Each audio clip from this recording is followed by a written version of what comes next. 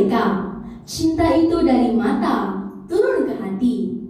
Namun cinta dalam hatiku ini lahir dari bait-bait indah yang ku dengar.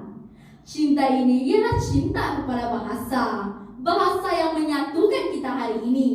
Bahasa yang mampu melewati batas geografi antara bangsa, yaitu bahasa Melayu.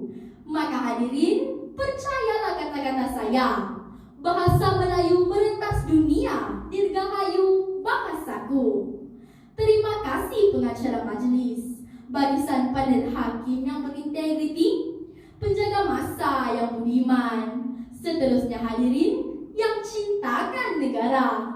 Salam sejahtera dan salam keluargaku Malaysia. Ferdinand de Saussure mentakrifkan bahasa sebagai sistem isyarat yang bersifat psikologi. Manakala Melayu bermaksud nama suatu bangsa dan bahasa. Namun persoalannya, bagaimanakah bahasa Melayu mampu merentas pentas dunia? Maka ayo bersama saya menelusuri 3 jujukan penceritaan. Saudara dan saudari, pragmatik pertama, identiti bahasa Melayu, kebanggaan pertiwi. Jabatan Perpaduan Negara dan Integrasi Nasional menyatakan bahawa terdapat kira-kira 124 etnik dan kaum di negara ini. Justru, saya amat tertarik dengan kerecaman dialek bahasa Melayu setiap satu etnik ini. Misalnya, kamu buat apa? Adalah bahasa Melayu yang standar. Namun, jika di Kedah, bunyinya hang buat apa? Jika di Kelantan, buat gapo? Setiap jenis sebutan ini sudah menggambarkan asal dan wilayah penuturnya. Bukankah ini suatu identiti yang mengagumkan? Kepelbagaian inilah mengangkat martabat bahasa Melayu di seluruh dunia. Bahkan sama tahun, pertandingan pidato antara bangsa bahasa Melayu, Piala Perdana Menteri, mendapat sambutan daripada lebih 100 orang pemidato dari 36 buah negara di seluruh dunia. Maka sudah terang lagi bersulu keunikan bahasa Melayu, kebanggaan kita. Sidang saksi berisi. Kedua, bahasa Melayu tunjang komunikasi.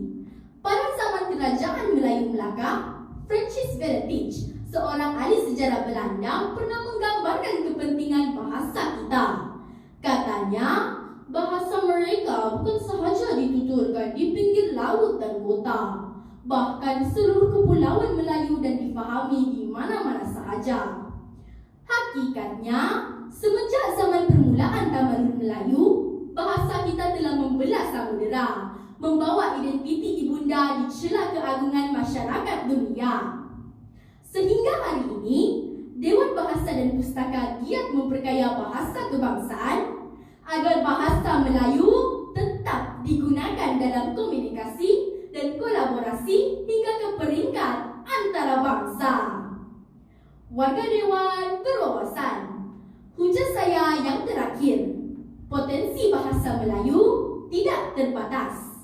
Bahasa Melayu bukan sahaja pemangkin perpaduan di Malaysia. Bahkan potensinya terus berkembang maju melalui persidangan antara bangsa.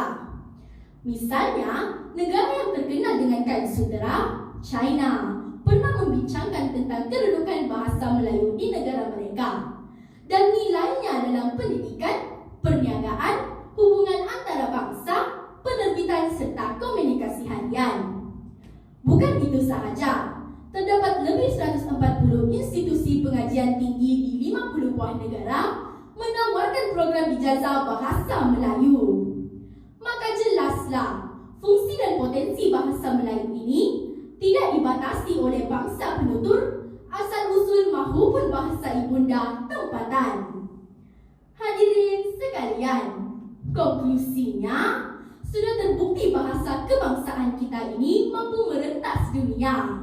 Maka marilah kita julang dan martabatkan bahasa ini. Jangan sampai bahasa yang kita cinta ini dihancurkan, dimusnahkan dan dirobek-robek maruahnya. Percayalah, bahasa Melayu mampu merentas dunia, dirgahayu bahasaku. Sekian salam keluargaku, Malaysia.